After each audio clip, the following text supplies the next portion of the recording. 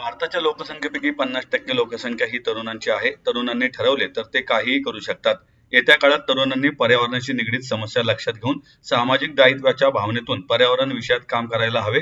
पर्यावरणाचा समतोल राखण्यासाठी दूत म्हणून काम करावे, असं मत माजी खासदार ॲडव्होकेट वंदना चव्हाण यांनी व्यक्त केले. Centre for youth development and activities यांच्यातर्फे जागतिक युवा दिनाच्या निमित्ताने ग्रीन युथ मुव्हमेंटचे उद्घाटन करताना त्या बोलत होत्या. यावेळी व्यासपीठावर तेरे देश होम्सच्या डॉक्टर नम्रता जेटली, नगरसेवक ॲडव्होकेट अविनाश साळवे, नगरसेविका Sumaiya Nadaf, centre for youth development and ॲक्टिव्हिटीजचे संस्थापक संचालक मॅथ्यू मट्टम आदी उपस्थित होते. ॲडव्होकेट वंदना चव्हाण म्हणाल्या, शहरात पूर्वी भर उन्हाळ्यातही फॅनची गरज लागत नव्हती. आता मात्र एसी शिवाय बसवत नाही. आता थोडा पाऊस झाला तरी शहरात पूरस्थिती निर्माण होते.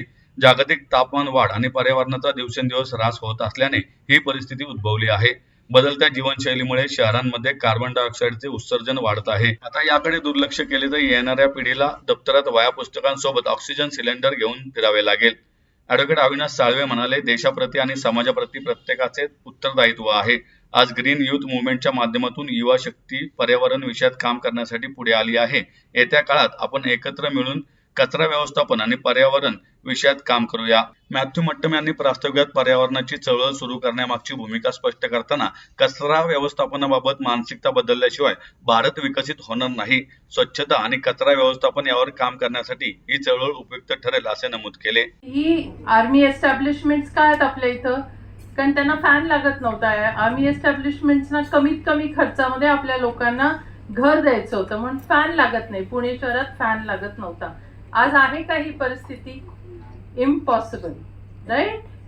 फॅन तर लागतो. अनेक घरांमध्ये एसी पण लागलेला आहे. पण जे पैसेवाले आहेत, खूप गरमी होतीये. पूर्वी गरमी होती, चला महाबळेश्वरला जाऊन येऊ सुट्टी 2-3 दिवस, किंवा मग चला घरात बसू, वर्क फ्रॉम होम करू, एसी लावून तिथं काम करू. हे सगळ्यांना शक्य आहे का? तर नाही. गरिबांना हे शक्य नाही. काहींची घरं तर अक्षरशः टिन शेड आहे. त्या टिन शेडचा अवन होतोय आणि अशामध्ये आपल्याला राहावं लागतंय. अशी परिस्थिती आज आहे. आणि हे का होतंय? तर वातावरण बदल होतोय. वातावरण बदल का व्हायला लागलाय? तर तुमच्या माझ्या जीवनशैलीमुळे होतंय. आम्ही लहान होतो, किंवा 20 वर्षापूर्वी कोणी विचारलं होतं की तुमच्यामुळे होतंय का, माणसामुळे होतंय का, तर आपल्याला माहित नव्हतं. आज एक्सपर्ट्सनी आणि सायंटिस्टनी सांगितलंय, जे काय आपली जीवनशैली आहे त्याच्यामुळे आपलं कार्बन उत्सर्जन खूप वाढतंय. गाड्या वाढल्या, काय होतं? कार्बनचं उत्सर्जन, पोल्युशन होतं.